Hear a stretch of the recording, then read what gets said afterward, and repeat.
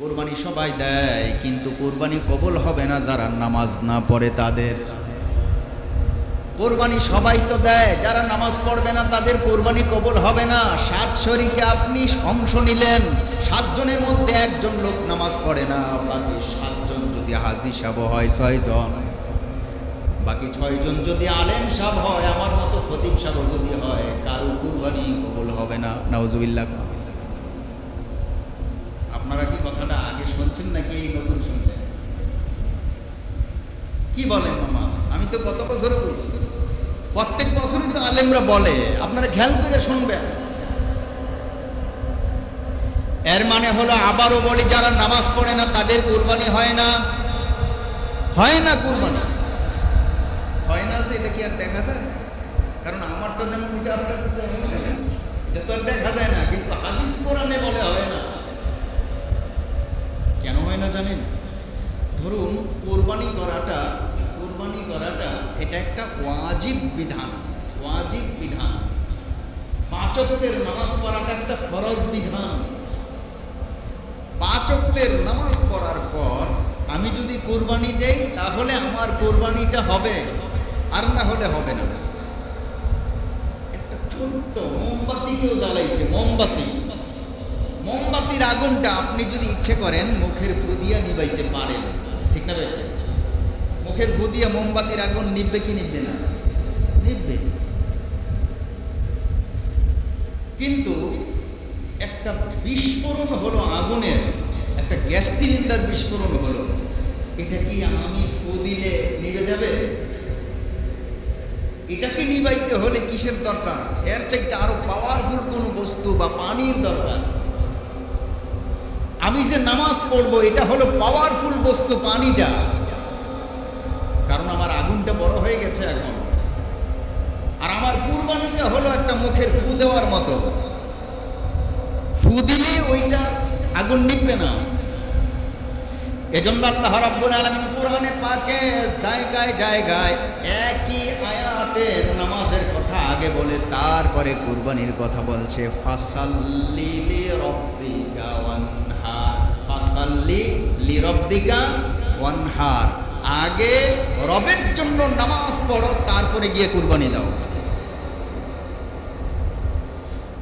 আগে নামাজ পড়তে হবে, তারপরে কুরবানি দিতে হবে, তাহলে কুরবানি কবুল না হয় কুরবানি কবুল হবে না। কোরআনে অন্যত্র আয়াত আছে, ইন্না সলাতি ওয়া নুসুকি ওয়া মাহইয়ায়া ওয়া মামাতি লিল্লাহি রাব্বিল আলামিন। ইন্না সলাতি, নিশ্চয়ই আমার নামাজ, ওয়া নুসুকি, এরপরে কুরবানি, ওয়া মাহইয়ায়া, আমার জীবন, ওয়া মামাতি, আমার মরণ, লিল্লাহি রাব্বিল আলামিন, আল্লাহর জন্য অক্ষ করা। আমার জীবন, আমার মরণ, আমার নামাজ, আমার কুরবানি সব আল্লাহর জন্য অক্ষ করা। এই আয়াতের ভিতরেও আল্লাহ তাআলা বলেন, ইন্না সলাতি, নিশ্চয়ই নামাজ, ওয়া নুসুকি, তারপরে নুসুক মানে কুরবানি। তাহলে এখানেও নামাজ আগে, কুরবানি পরে। আমরা এখন কুরবানি দেই, সবাই নামাজ পড়ি না। আল্লাহ রাব্বুল আলামিন বলেন, তোমার কুরবানি হয় না। একজন খতিব সাহেব বয়ান করছে, ওযু ছাড়া নামাজ পড়লে নামাজ হয় না। মুসল্লি সাহেব বড় চালাক, কয় হুজুর আমার নামাজ হয়। হুজুর আমার নামাজ হয়। কেমনে আপনার নামাজ হয়? হুজুর আমি তো ওযু করি না। আপনি যেমন রুকু সেজদা করছেন, আপনি যেমন সুবহানাল্লাহ আলহামদুলিল্লাহ কইছেন, আমারটাও তো হয়। কি কইছে হয় না? শুধু শুধু কি কর না এখন, আমারটাও তো হয়। আরে বাবা, নামাজ হয়, নামাজের সওয়াব তো হয় না। আপনার কুরবানি নামাজ না পড়লেও হবে, কিন্তু কুরবানির সওয়াব তো পাবেন না। কুরবানির সওয়াব তো হয় না। কুরবানি তো সওয়াবের জন্য দেওয়া হয়। আল্লাহ তাআলা এই কুরবানির শব্দটা কোরআন শরীফেও ব্যবহার করেছেন। কোরআন শরীফে একটা আয়াত আছে, ওয়াতলু আলাইহিম নাবা আবনা আদম। ওয়াতলু আলাইহিম নাবা, আপনি তিলাওয়াত করে শোনান ঘটনা।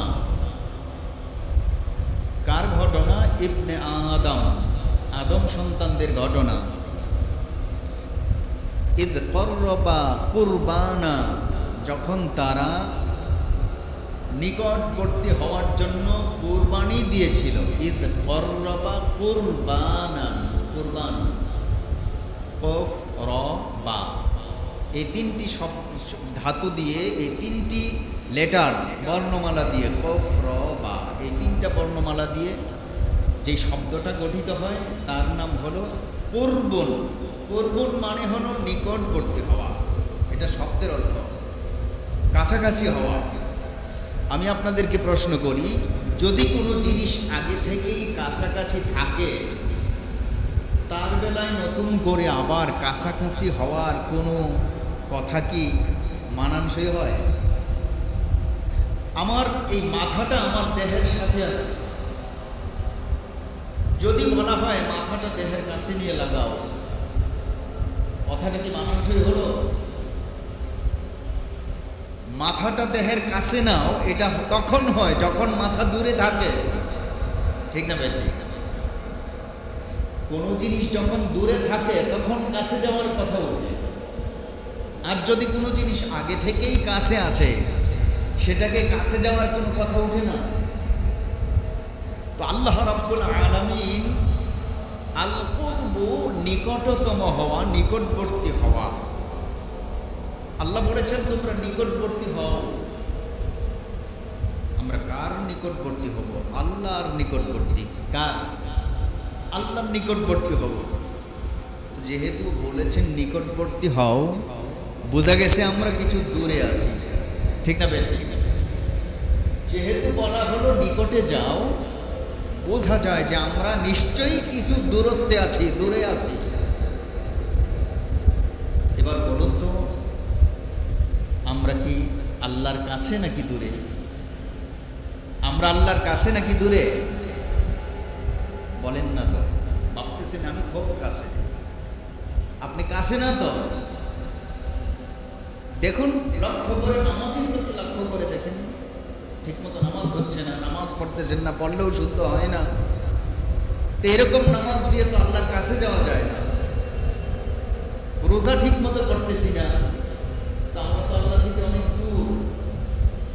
হজের সময় সমর্থ থাকলেও হজ করতেছি না, আমরা তো হজের বেলায় আল্লাহর কাছ থেকে দূরে, নামাজের বেলায় দূরে, চালচলনের বেলায় দূরে, ব্যবহারের বেলায় দূরে, মানুষের সাথে সদাচরণের সময় আমরা আল্লাহর থেকে অনেক দূর। আল্লাহ বলেছেন ঈদ করবা কুরবানা, কুরবানির মাধ্যমে তোমরা আমার নিকটবর্তী হয়ে যাও। জোরে বলেন সুবহানাল্লাহ। কুরবানি শব্দটার অর্থ হলো নিকটবর্তী হওয়া। যেহেতু আমরা ইবাদতে, ব্যবহারে, আচারে আল্লাহর কাছ থেকে অনেক দূর, সেজন্য আমরা কাছাকাছি যাওয়ার দরকার, আরো কাছাকাছি যাওয়ার দরকার। আমরা বুঝতে পারলাম কুরবুন, কুরবানি অর্থ হলো কাছাকাছি হওয়া, নিকটতম হওয়া। এবার যদি আরেকটু বিস্তারিত, যে পরিভাষায় কাকে কুরবানি বলা হয়, কুরবানি কাকে বলা হয়?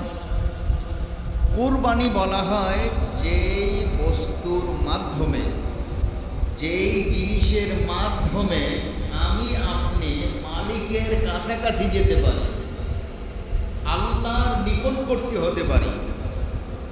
যেই বস্তুর মাধ্যমে, বলেন, যেই বস্তুর মাধ্যমে, যেই বস্তুর মাধ্যমে আমরা আল্লাহর কাছাকাছি হতে পারি তাকে কুরবানি বলা হয়।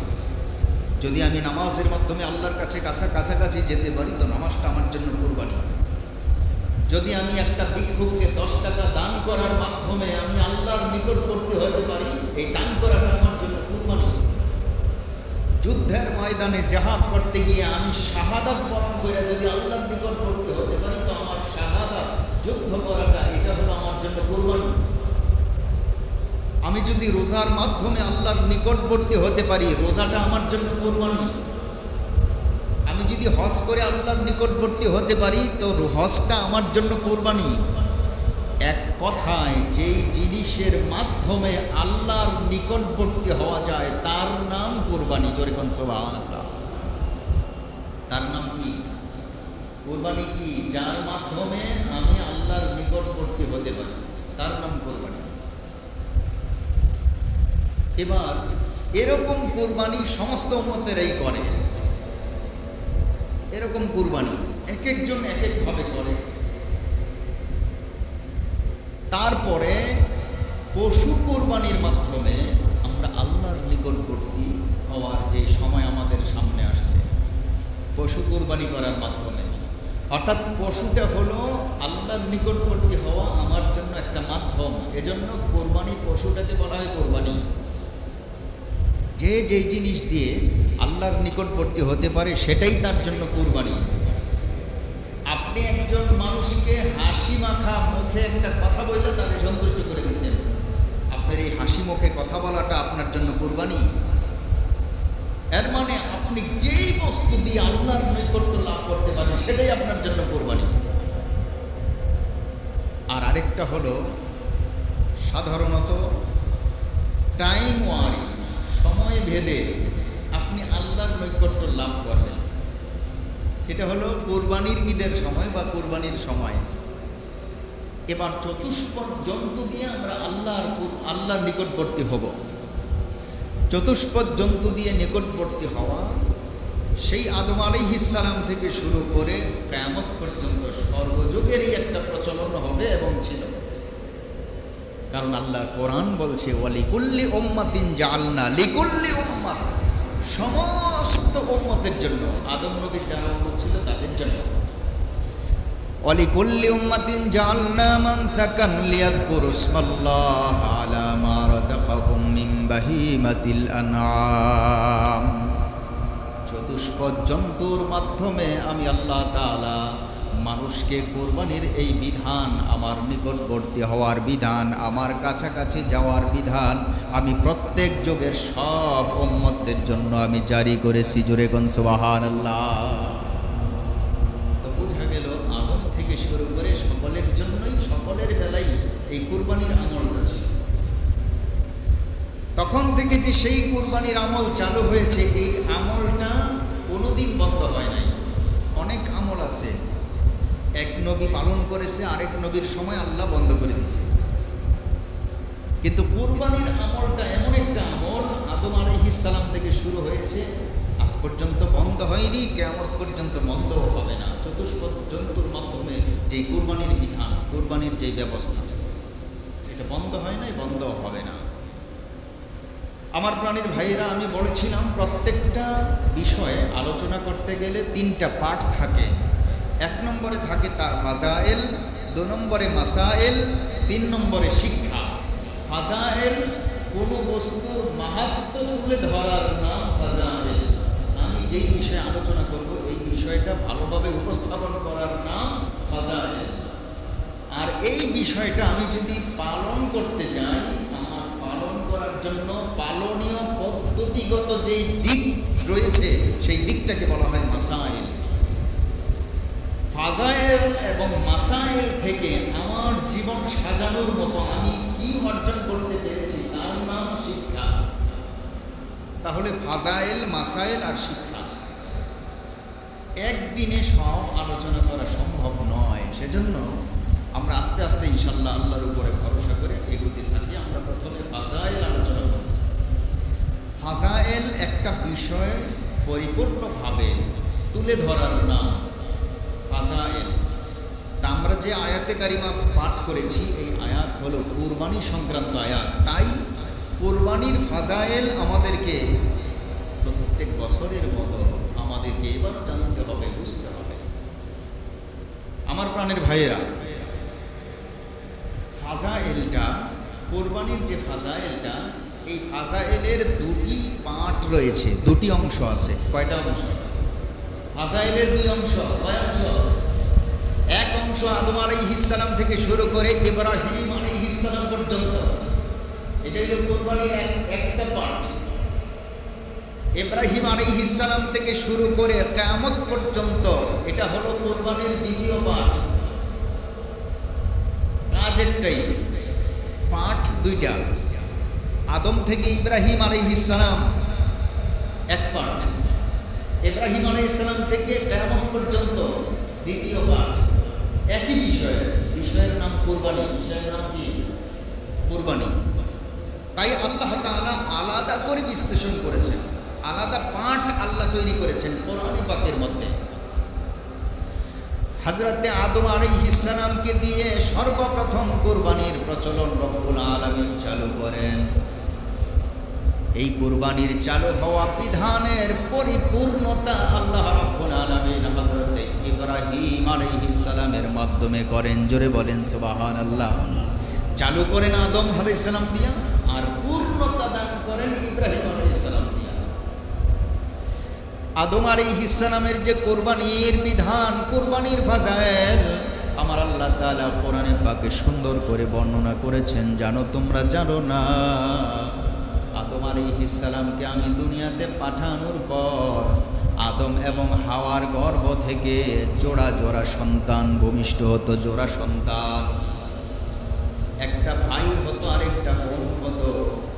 জোড়া জোড়া সন্তান, যমজ সন্তান ভূমিষ্ঠ হতো। যমজ সন্তান, একটা ভাই হতো আরেকটা বোন হতো। এইভাবে জোড়া জোড়া সন্তান ভূমিষ্ঠ হতে হতে রব্বুল আলামিন দুনিয়াতে মানুষের সংখ্যা বৃদ্ধি করতে লাগলেন। এক পর্যায়ে আদম আলাইহিস সালামের সন্তান যখন বড় হলো, বিবাহের উপযুক্ত হলো, আল্লাহ তাআলা বলেন ওয়াবাসসা মিনহুমা রিজালান কাসীরাও ওয়া নিসাআ। আমি আল্লাহ অভিপ্রায় করলাম দুনিয়ার মানুষদেরকে আরো বেশি বেশি বিস্তৃত করার জন্য। আদম আলাইহিস সালামকে আল্লাহ রাব্বুল আলামিন ডাক দিয়ে বলেন, আদম আর তুমি হাওয়া দুজন হলো স্বামী স্ত্রী, আর বাকিগুলো হলো তোমাদের সন্তান। এই সন্তান যদি বিবাহের ব্যবস্থা করা না হয় তাহলে তোমাদের পরে আর কোনো বংশবৃদ্ধি হবে না দুনিয়ায়, আর কোনো বংশই তো বাড়বে না। কারণ বাইবল, বাকি বাপ মা মারা গেলে যা থাকবে সব বাইবল। তাই রব্বুল আলামিন বললেন তাদের বিবাহের ব্যবস্থা করতে হবে। এই মুসলমান ধরুন 2024 সাল, 2024 সালে একটা ভাই একটা বোন হলো, 2025 সালে আরেকটা ভাই আরেকটা বোন হলো, এবার মিলে হলো 4 জন। কয়জন? 4 জন। আল্লাহ রাব্বুল আলামিন বলেন 2024 সালে যে ভাই বোন হয়েছে তারা আপন ভাই বোন। তারা কি? আপন ভাই বোন। কাজেই তাদের বিবাহ আল্লাহর শরীয়তে, তৎকালীন শরীয়তে জায়েজ নাই। কিন্তু 2025 সালে যাওয়ার পরে এক ভাই এক বোন হলো, তাদেরকেও আল্লাহ রাব্বুল আলামিন বলেন 25 সালের ভাই বোন ওরা আপন ভাই বোন, বিবাহে জায়েজ হবে না, তৎকালীন শরীয়ত। আল্লাহ রাব্বুল আলামিন বলেন 2024 সালের ছেলেটা 2025 সালের মেয়েটা এবার বিবাহ বৈধ হবে। জোরে বলেন সুবহানাল্লাহ। আবার 2024 সালের মেয়েটা আর 2025 সালের ছেলেটা তাদেরও বিবাহ বৈধ হবে। তাদের বিধানটা হলো বর্তমান সমাজের খালাতো ভাই বোনের মতো, কিন্তু একই জোড়াতে যারা ভূমিষ্ঠ হয়েছে ওরা বিয়ে করতে পারবে না। এজন্য জোড়া ভেঙে দিয়েছেন আল্লাহ রাব্বুল আলামিন। আমার প্রাণের ভাইয়েরা, হযরতে আদম আলাইহিস সালামের দুজন সন্তান, একজন সন্তানের নাম হলো কাবিল, আর একজন সন্তানের নাম হলো হাবিল। হাবিল কাবিল এই দুই ভাই 2 বছর জন্মগ্রহণ করছে। 2 বছর। বড় ভাইয়ের নাম কাবিল, কাবিলের সাথে একজন মেয়ে জন্মগ্রহণ করছে, সেই মেয়েটার নাম হলো আকলিমা। এর মানে 2024 সাল, কথার কথা ধরে নেন। 2025 সালে যাওয়ার পর আবার হাবিল জন্ম হয়ে যায়। হাবিলের সাথে আরেকজন বোন হয়, সেই বোনের নাম হলো লাইয়া। আল্লাহর বিধান অনুযায়ী কাবিলের সাথে ওই পরের তরফের মেয়েটার বিয়ে হয়, আর পরের তরফের ছেলে হাবিলের সাথে প্রথম তরফের মেয়ে আকলিমার বিয়ে হয়। এটা আল্লাহর বিধান। আল্লাহ রাব্বুল আলামিন এই বিধান হযরত আদম আলাইহিস সালামকে জানিয়ে দেওয়ার পর আদম পয়গম্বর তার সন্তান হাবিল কাবিল দুজনকে ডাকলেন, বাবারা শোনো, আল্লাহ তো বিধান জারি করেছেন পরের তরফের মেয়েটার সাথে তোমার বিয়ে হবে, পরের তরফের মেয়েটা আগের তরফের ছেলের সাথে বিয়ে হবে। এর মানে হাবিলের সাথে, হাবিল পরের তরফের, হাবিলের সাথে বিয়ে হবে আগের তরফের মেয়েটার, নাম যার আকলিমা। আকলিমা বড় সুন্দরী, বড় সুন্দরী। আকলিমার সাথে জন্ম হয়েছিল কাবিল বড় সন্তান। এই বড় সন্তান কয় আমি এই বিধান মানি না। তুলনামূলকভাবে আকলিমার চাইতে লাইয়া একটু কম সুন্দর, এজন্য কাবিল কয় আল্লাহ যেখানে আমাদেরকে একসাথে পাঠাইছেন, জোড়া বানায় পাঠাইছেন, আব্বা আমাদের জোড়া ভাঙ্গার মতো আপনি কে? নাউজুবিল্লাহ। আল্লাহ আমাদেরকে জোড়া হিসেবে পাঠাইছে, আর আপনি চাইতেছেন আমাকে জোড়া ভাঙ্গা দিতে? আমি তো পরের তরফের এটা পছন্দ করি না। আদম কয় এটা তো আল্লাহর বিধান, এটা আল্লাহ হুকুম করছে। এ মুসলমান, হযরতে আদম আলাইহিস সালাম লক্ষ্য করে দেখেন একটা দ্বন্দ্বের মতো সৃষ্টি হয়ে যায়। আদম পয়গম্বর ডাক দিয়ে বলেন তোমরা এখন দুজন একসাথে হয়ে যাও, উপস্থিত হয়ে যাও। উপস্থিত হওয়ার পর আদম বললেন এবার দুই ভাই তোমাদের সাধ্যমতো আল্লাহর নামে কুরবানি দাও, আল্লাহর নামে সাধ্যমতো তোমরা দুই ভাই কুরবানি দাও। যার কুরবানিটা আল্লাহ গ্রহণ করবেন তার সাথেই আকলিমার বিয়ে হবে। জোরে কোন সুবহানাল্লাহ। ঝগড়া করে কোনো দরকার নাই, যার কুরবানি কবুল হবে। মুসলমান ভাইরা আমার, কুরবানি কবুল হওয়া আগে সচক্ষে সবাই দেখতো, কিন্তু এখন কেউ দেখে না। দেখে কেউ? আমিও কোরবানি দেয়, আপনিও দেন, একটা ভালো মানুষেও দেয়, একটা চোরেও দেয়, ডাকাতেও দেয়। কার কোরবানি কবুল হলো কেউ জানে না। জানে কেউ? জানে না। জানে না বলে চোরে চুরি ছাড়ে না, ডাকাতে ডাকাতি ছাড়ে না। যদি জানতো 10 জনের সামনে আমার কোরবানি কবুল হবে না, এই কইলে যে সমাজের মধ্যে লোকেরা এই আমার এই কোরবানির সময় আসলে চিনবে যে আমি চোর, এজন্য সে চুরি ছেড়ে দিবে। ঠিক না বেন? কিন্তু কিছু কিছু লোক যাদের অভ্যাস খারাপ, ওরা কিন্তু চুরি আসলেই ছাড়তে পারবে না। আর ছাড়তে না পারার কারণে 10 জনের সামনে ওর তো লজ্জা হবেই, 14 গোষ্ঠী নিয়ে সে গালাগালি করবে। ঠিক না বেটি? যেন তার 14 গোষ্ঠীর গালাগালি থেকে বাঁচানো যায়, এজন্য রহমাতুল্লিল আলামিন আল্লাহর কাছে দোয়া করলেন, আল্লাহ আমার উম্মতের চাক্ষুষ লজ্জা না দিয়া তুমি যদি অন্যায় করে থাকে তারে আখিরাতে লজ্জা দিও, 10 জনের সামনে তারে লজ্জিত কইরো না। এতে করে চোর ডাকাত সবার জন্যই ভালো হইছে। জোরে কোন ঠিক না? আমার প্রাণের ভাইয়েরা, দুঃখ হয় ওই সমস্ত লোকের জন্য যারা এই কথাগুলো জানার পরেও কুরবানি দেয়, কিন্তু তাদের নিজেদেরকে এখনো ঠিক করে না। তাদের জন্য বড় দুঃখ। আমার প্রাণের ভাইয়েরা, আল্লাহ রাব্বুল আলামিন যখন কুরবানির বিধান নাজিল করলেন আদম আলাইহিস সালামের 2 সন্তানের মধ্যে কুরবানি দেওয়ার জন্য, আদম তার 2 জন সন্তানকে আদেশ করলেন। 2 জন সন্তান তাদের সাধ্যমতো কুরবানি দেওয়ার জন্য একটা পাহাড়ের দিকে চলল। পাহাড়ে যাওয়ার পর একজন কুরবানি রাখলো পাহাড়ের চূড়ায়, আরেকজন কুরবানি রাখলো এরই পাশে আরেকটা জায়গায়। আমি প্রথমে বলেছি কুরবানি বলা হয় ওই বস্তু যেই বস্তু দিয়ে আল্লাহর নৈকট্য লাভ করা যায়। মনে আছে আপনাদের? কুরবানি কিন্তু গরুর নাম না, কুরবানি ছাগলকে বলা হয় না, কুরবানি কোনো জন্তুকে বলা হয় না। কুরবানি শাব্দিক অর্থে কুরবানি ওই বস্তুটাকে বলা হয় যেই বস্তু দিয়ে আমি আমার মাওলার নৈকট্য লাভ করতে পারি। ঠিক এই অর্থে আদম আলাইহিস সালামের সন্তান, বড় সন্তান কাবিল এক ধরনের কুরবানি নিয়ে যায়, আর ছোট সন্তান হাবিল আরেক ধরনের কুরবানি নিয়ে যায়। হাবিলের পেশা ছিল রাখাল, হাবিল যে ছোট সন্তান তার পেশা ছিল তিনি ছাগল বকরি লালন পালন করতেন। তাই তিনি হাজার হাজার ছাগল বকরির মধ্যে যেটা তার কাছে মোটা তাজা মনে হয়েছে, বড় মনে হয়েছে, আল্লাহর সন্তুষ্টির জন্য এই বড় দুম্বাটা তিনি পাহাড়ের উপরে বেঁধে রাখলে। বড় ছায়া, যেটা ভালো হৃষ্টপুষ্ট দিমই যখন আল্লাহর নামে, কৃপণতা কেন করো? উনি ওনার মন মতো বাছাই করে উনি নিয়ে রাখছেন। পক্ষান্তরে কাবিল, সে তো কুরবানি দিতে রাজি ছিল না, কিন্তু আদম আদেশ করছে। কাবিল কয় এত উৎকৃষ্টের দরকার নাই। কাবিল শস্য ক্ষেত খামার করত, কাবিলের পেশা ছিল কৃষিকাজ করা। এজন্য কাবিল মনে মনে ভাবলো কিছু শস্যের দানা আমি নিয়ে পাহাড়ের উপরে রেখে দেই, কোনো মতে টাইম পাস হওয়ার পর আমি জোরে হইলেও আকলিমারে বিয়ে করব, টাইমটা পাস হয়ে যায়। পাকের কারিশমা ছিল তখন থেকে ইব্রাহিম আলাইহিস সালাম পর্যন্ত। আল্লাহ তাআলার কারিশমা ছিল এমন, যার কোরবানিটা আল্লাহ কবুল করবেন, যেটা কবুল হবে প্রকাশ্যে দিবালোকে মানুষের সামনে পশুটা যদি একটা খালি জায়গায় রাখা হয়, উপর থেকে একটা আগুনের খণ্ড এসে আগুনে ওই পশু অথবা ওই বস্তুটাকে জ্বালিয়ে পড়িয়ে ভস্ম করে ছাই বানাইয়া উপরের দিকে নিয়ে যাবে। আর লোকেরা বুঝতে পারবে যে এটা আমার সৃষ্টিকর্তা, আমার রব তার কুরবানি কবুল করছে, এজন্য সেটা উপরে চলে গেছে। আর যারটা কবুল হয় নাই তারটা এভাবেই পড়ে থাকবে যেমন সে নিয়ে রাখছে। এটা হলো তখনকার বিধান। আল্লাহ রাব্বুল আলামিন আকাশ থেকে এক খণ্ড আগুন পাঠিয়ে দেন।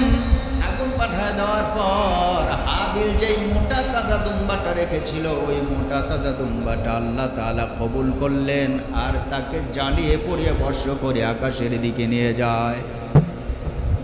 কিন্তু কাবিল যা দিয়েছিল তা সেখানেই পড়ে রইল। এবার কাবিল ক্ষিপ্ত হয়ে গেল, কারণ সে পরীক্ষায় ফেল করছে। এবার জোরে কি করবে? পরীক্ষায় ফেল করছে। মানুষ যখন পরাজিত হয়, পরাজিত শক্তির কিন্তু একটা ক্ষোভ থাকে, আক্রোশ থাকে, মনের ভিতরে একটা প্রচন্ড রকমের ব্যথা থাকে, কারণ আমি পরাজিত। কাবিল পরাজিত হয়ে কসম করছে, কসম করে বলতেছে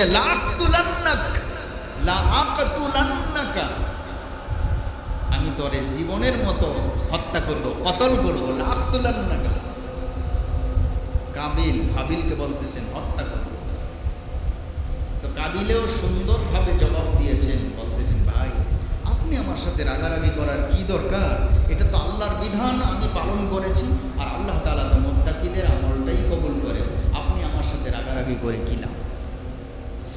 আমার প্রাণের ভাইয়েরা, আল্লাহ রাব্বুল আলামিন কোরআনে পাকে এই কথাগুলো, এই ইতিহাসটা বর্ণনা করেছেন। ওয়াতলু আলাইহিম নাবা আবনা আদম বিল হক। আদম সন্তানদের কুরবানি সংক্রান্ত ইতিহাস আপনি মানুষের সামনে পরিপূর্ণভাবে বর্ণনা করেন। বিল হক, পরিপূর্ণভাবে। হক বলা হয় একটু বাড়ায়ও বলবেন না, একটু কমায়ও বলবেন না, যা আমি বলেছি তা। একজন বক্তা যদি ইচ্ছা করে তিলকে তাল বানাইতে পারে, ঠিক কিনা? পারে না? আল্লাহ নিষেধ করছে, তিলের তাল বানাইও না, তালের তাল কইও।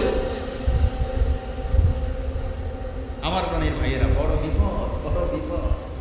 ওয়াজ করতে গেলেও বিপদ। অনেক বক্তা এমন আছে, বিষয় ঘটছে এর দূরা, এটার বুঝে এতটুকু। আল্লাহ বলেন ওয়াতলু আলাইহিম নাবা আবনা আদম বিল হক। বিল হক মানে আমি যদ্দূর কইছি এদ্দূর, 1 ইঞ্চিও বাড়ায় বলবা না, 1 ইঞ্চিও কমায় বলবা না। যদি এমন হয় তাহলেই তুমি বিল হক। আর যদি বাড়ায় পাও তাহলে এটা হবে বাড়াবাড়ি। যা আমি বলি নাই, অনেক কথা আছে যা নবীজি বলেন নাই, অনেকের কয় যে এটা নবীর হাদিস।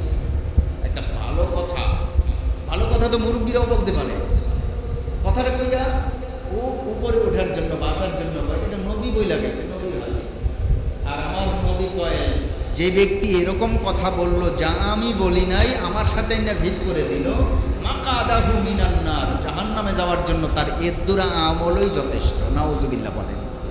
এজন্য বুঝতে হবে আমি যেই কথাটা বলছি এই কথাটা নবীর হাদিস কিনা, এই কথাটা আল্লাহর কিনা। যদি আল্লাহর হয় আল্লাহর কথা বলবো, নবীর হলে নবীর কথা বলবো। আর যদি কোনো মুরব্বীদের কথা হয় বলবো যে এটা কোরআনেরও না, হাদিসেরও না, এটা মুরব্বীদের কথা। আল্লাহ বলেন হে নবী আপনি মানুষের কাছে প্রচার করুন, বর্ণনা করুন, তিলাওয়াত করে শোনান আদম সন্তানদের পরিপূর্ণভাবে। ইজ করবা কুরবানা, যখন তারা কুরবানি দেওয়ার জন্য গিয়েছিল। ইজ করবা কুরবানা, যখন তারা কুরবানি দেওয়ার জন্য গিয়েছিল। ফাতুকুব্বিলা মিন আহাদিহিমা, আমি আল্লাহ একজনেরটা কবুল করেছিলাম, এর মানে হাবিলেরটা কবুল করেছিলাম। ওয়ালাম ইউতাকাব্বাল মিনাল আখার, দ্বিতীয় জনেরটা, অন্য জনেরটা আমি আল্লাহ তাআলা কবুল করি নাই। জিদে রাগের বশত সে বলল ক্বালা লা আকতুলান্নাকা, আমি তোমাকে হত্যা করব, কারণ তোমার সাথে আমি পারলাম না, তোমাকে আমি মেরে ফেলবো, দুনিয়া থেকে মেরেই ফেলবো। যেহেতু আমি আকলি মাগরে বিয়েই করতে পারবো না, আমি এজন্য তোরে হত্যা করব। ক্বালা ইন্নামা ইয়াতাকাব্বালুল্লাহু মিনাল মুত্তাকিন, হাবিল জবাব দিল, ভাই ইন্নামা ইয়াতাকাব্বালুল্লাহু মিনাল মুত্তাকিন, মুত্তাকিনদের আমলটাই আল্লাহ তাআলা কবুল করে নেন, মুত্তাকিনদের আমল কবুল করে নেন। আমার প্রাণের ভাইয়েরা, মুত্তাকিন কারা? যারা আল্লাহর হক আদায় করে তারা হলো মুত্তাকিন। তাহলে বোঝা গেল কুরবানি কবুল হওয়ার জন্যে মুত্তাকিন হওয়া শর্ত। জোরে বলেন ঠিক কিনা? যার নামাজ নাই সে মুত্তাকিন নয়, যার রোজা নাই সে মুত্তাকিন নয়, যার হজ নাই সে মুত্তাকিন না, যে যাকাত দেয় না তা সে মুত্তাকিন না। এমন লোকগুলি কুরবানি দিলেও কোনো কাজ হবে না, কোনো কাজ হবে না, কোনো কাজ হবে না, তার কুরবানি কবুল হবে না। কারণ কুরবানি কবুল হওয়ার জন্যে মুত্তাকিন হওয়া দরকার, ঠিক কি না? আল্লাহ রাব্বুল আলামিন বলেন, ইন্নামা ইয়াতাকাব্বালুল্লাহ, নিশ্চয়ই আল্লাহ তাআলা কবুল করেন আর করবেন, কিয়ামত পর্যন্ত করবেন। ইয়াতাকাব্বালুল্লাহ, তাকাব্বালা ইয়াতাকাব্বালু, ফেলে মুজারে, ফেলে মুজারের শব্দ। মুজারে বলা হয় ওই শব্দটারে, যে শব্দটা এখনো এবং কিয়ামত পর্যন্ত এই পুরা সময়ের ভিতরে সংগঠিত, ভবিষ্যতেও হবে, তা হলো ফেলে মুজারে। এই ফেলে মুজারে দিয়ে আল্লাহ তাআলা বলেন, ইন্নামা ইয়াতাকাব্বালুল্লাহ, নিশ্চয়ই আল্লাহ তাআলা এখন কবুল করছে এবং কিয়ামত পর্যন্ত কবুল করবে। মিনাল মুত্তাকিন, শুধুমাত্র মুত্তাকিনদেরটা, শুধুমাত্র মুত্তাকিনদের কুরবানিটা কবুল হবে। নিজের একটা বিবেক আছে, একটু চিন্তা করেন তো, আমার কি নামাজটা ঠিক আছে? আমার নামাজ যদি ঠিক না থাকে আমি মুত্তাকিন না, এর মানে আমি জানি যে আমার কুরবানি কবুল হবে না। কারণ কবুল হওয়ার জন্য মুত্তাকি শর্ত। যার ফরজ বিধান ঠিক আছে, 5 ওয়াক্তের নামাজ এবং রমজান মাসের রোজা, হজ, যাকাত, এগুলি যার ঠিক আছে সেই তো মুত্তাকি। তা আপনি কুরবানি কোন শখে দিচ্ছেন? কুরবানি কি এত সহজ? কুরবানি কি এত সহজ? আল্লাহ বারবার বলে দিয়েছেন, ইন্নামা ইয়াতাকাব্বালুল্লাহু মিনাল মুত্তাকিন, শুধুমাত্র মুত্তাকিনদের কুরবানিটাই কবুল হবে। যদি কবুল হওয়ার জন্য কুরবানি দেন তাহলে নিজে মুত্তাকি হয়ে যান।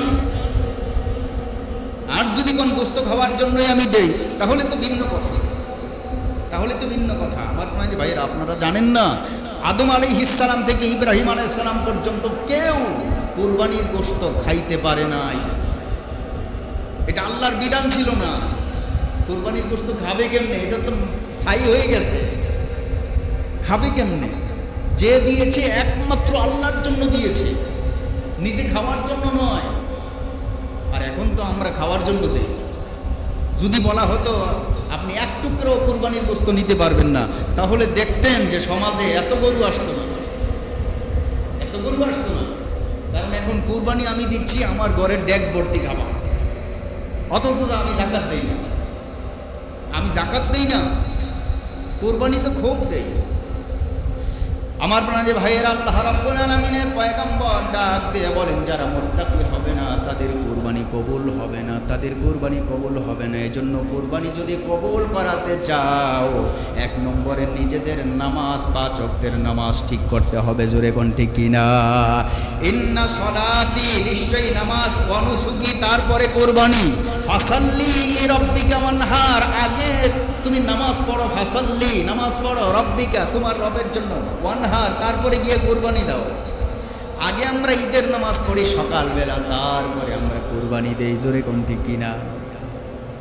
নামাজ, নামাজ নাই যার, কুরবানি কবুল নাই তার। নামাজ পড়বে না যে, কুরবানি তার কোনো কাজে আসবে না। কুরবানি কিন্তু ওয়াজিব, কারণ পয়সা হয়েছে, কুরবানি ওয়াজিব। কিন্তু কুরবানি আপনি দিলেন, ওয়াজিব বিধান দিলেন, মনে মনে ভাবলেন আমি তো আল্লাহর নামে দিছি, হয়ে গেছে। না, হয় নাই। কোরআনের কথা। কিসের কথা?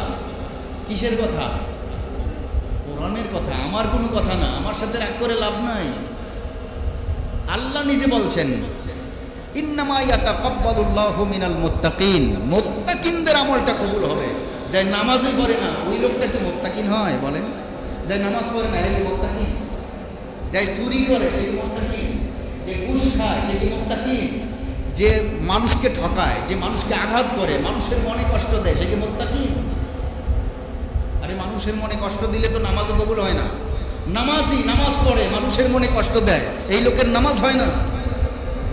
কারণ তুমি দিল কাবা ভেঙে টুকরা টুকরা করে দিছো। তোমার কিসের ইবাদত হবে? এই লোকগুলি যেহেতু মুত্তাকিন না, আর আল্লাহ শর্ত লাগাইছে একমাত্র মুত্তাকিদের কুরবানি কবুল হয়। তো যারা আপনারা এই সমাজে আছেন, অন্তত আমার বক্তব্য যারা শোনেন, অন্তত তারা ঠিক হয়ে যান। যদি কুরবানি দেন, যদি চান যে আমার কুরবানি কবুল হোক, আজ থেকে আপনি নামাজ ছাড়তে পারবেন না। যা করছেন করছেন, হুজুর গত বছর তো নামাজ পড়ি নাই, কুরবানি তো দিছি, সেটা কি হবে? শুধু গত বছর না, আপনি 100 বছর কুরবানি দিছেন, আপনি নামাজ পড়েন নাই।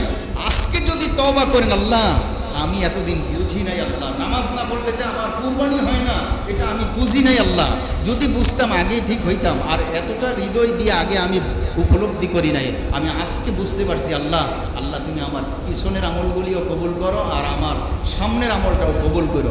আল্লাহ রাব্বুল আলামিনের নবী বলেন, সে যে বেনামাজি অবস্থায় এত বছর কুরবানি দিয়েছে, সেগুলি আল্লাহ তাআলা কবুল করবে। সুবহানাল্লাহ, সেগুলিও কবুল হবে। তাহলে রাস্তা বন্ধ হয়ে গেছে নাকি রাস্তা আছে? রাস্তা আছে। এজন্য সাবধান হই, আমরা সাবধান হই। কুরবানি তো দিব, কিন্তু সাবধান হই যেন আমার কুরবানি কবুল হয়। কবুল না হলে এমন কুরবানি দিয়ে তো কোনো লাভ নাই। এমন গোস্ত তো আপনি এখনো বাজারে গেলে পাবেন, বাজার থেকে কিনে এনে খাইতে পারবেন। তাই বলি কি আপনার কুরবানি হলো? কুরবানি তো হবে না। ইব্রাহিম আলাইহিস সালাতু ওয়াস সালাম পর্যন্ত আদম আলাইহিস সালামের সন্তানদের কুরবানির এই সংক্ষিপ্ত একটা ইতিহাস, যখন সে বলল যে লাআকতুলান্নাকা, আমি তারে হত্যা করব, একটা প্রতিজ্ঞা করছে, প্রতিশ্রুতি দিয়েছে।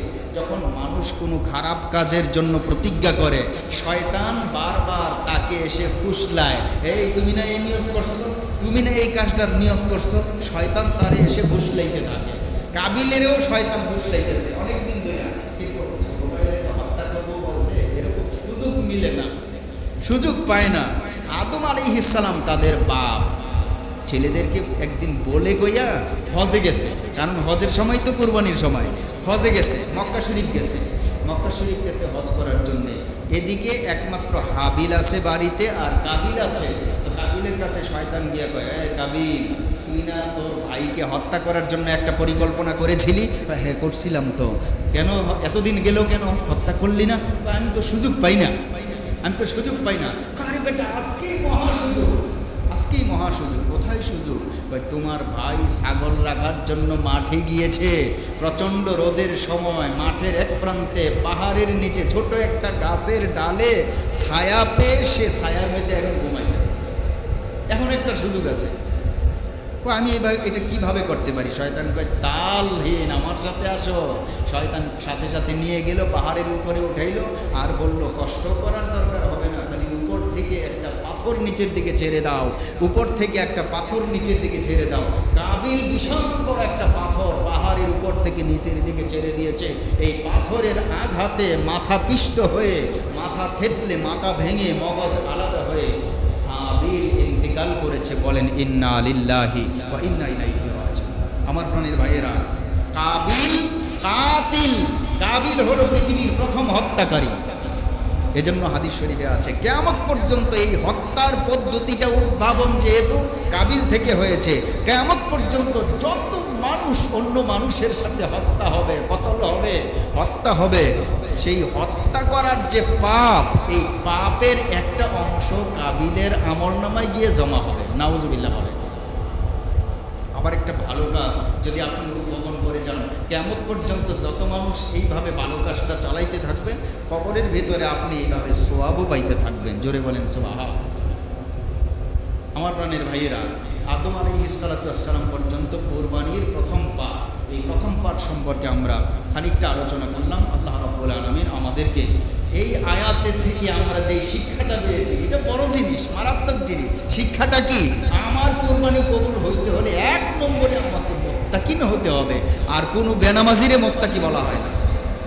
কি বলেন, আপনাদের দেশে কোনো বেনামাজিরে কি মুত্তাকিন কয়, পরহেজগার কয়? তো কোনো বেনামাজি মুত্তাকিন না। কাজেই সে কুরবানি দেওয়া যে না দেওয়া এক সমান। আল্লাহ রাব্বুল আলামিন আমাদের সবাইকে মুত্তাকি হওয়ার তৌফিক দান করেন। সবাই বলেন আমিন। তারপরে কুরবানি দেওয়ার তৌফিক দান করেন, বলি আমিন।